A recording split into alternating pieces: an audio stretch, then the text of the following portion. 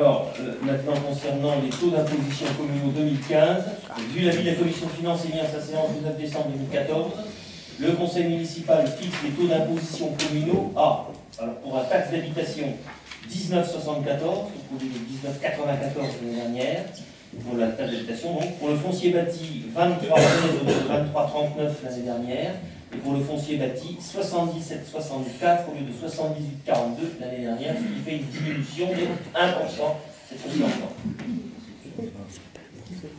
Bon, j'avais déjà dit que c'était un fusil à un coup, vous avez remis une nouvelle cartouche, mais bon, ça tiendra. On a peut-être bien un charge là. Oui. Je redirai les mêmes réserves, simplement notre réserve sur la diminution de ce taux. Car s'il y a bien une diminution, donc on va s'abstenir, on va pas voter contre, il y a quand même une diminution. Donc un gain de quelques euros pour les personnes assujetties.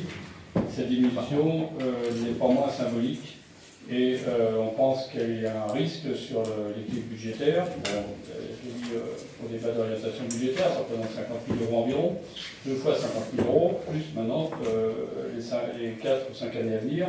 J'ai compris qu'a priori, il n'y en aura peut-être pas un troisième, mais de toute façon, il y a déjà plus de 500 000 euros d'écart. Et on pense que vous serez amené à compenser d'une façon ou d'une autre cette perte, étant donné que le budget est en équilibre relativement, en étant de raison d'ailleurs, pas uniquement des régions nationales et autres, il est quand même assez délicat cette année, comme la dernière d'ailleurs. Oui, alors, dire à la fois que c'est symbolique, mais que finalement ça a une incidence, voilà. Toutes les collectivités sont amenées à serrer la ceinture aujourd'hui. Bon, il faut que tout le monde participe à l'effort, même si c'est symbolique.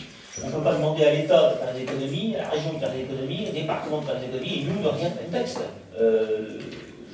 C'est vrai que nous avons une situation au niveau de la dette qui est correcte, qui nous permet aussi de dire qu'on a une marge de manœuvre. On a également un certain nombre de projets qui, compte tenu de cette marge de manœuvre, s'il faut les engager, on y reviendra peut-être dans la partie du budget, on va en parler, on n'a pas vocation à systématiquement marcher hors emprunt. Il y a des choses qui justifient totalement qu'on puisse faire des emprunts, notamment avec les taux actuels.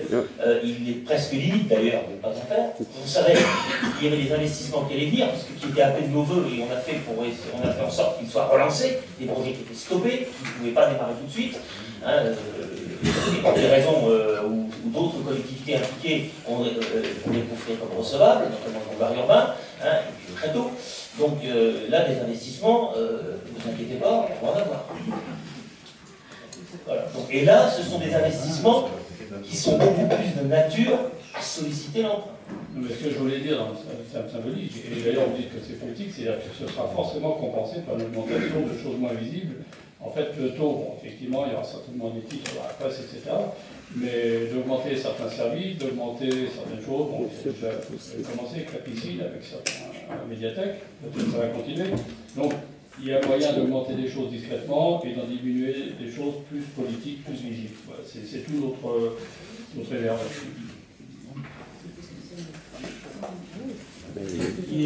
Est-ce qu'il y a d'autres interventions?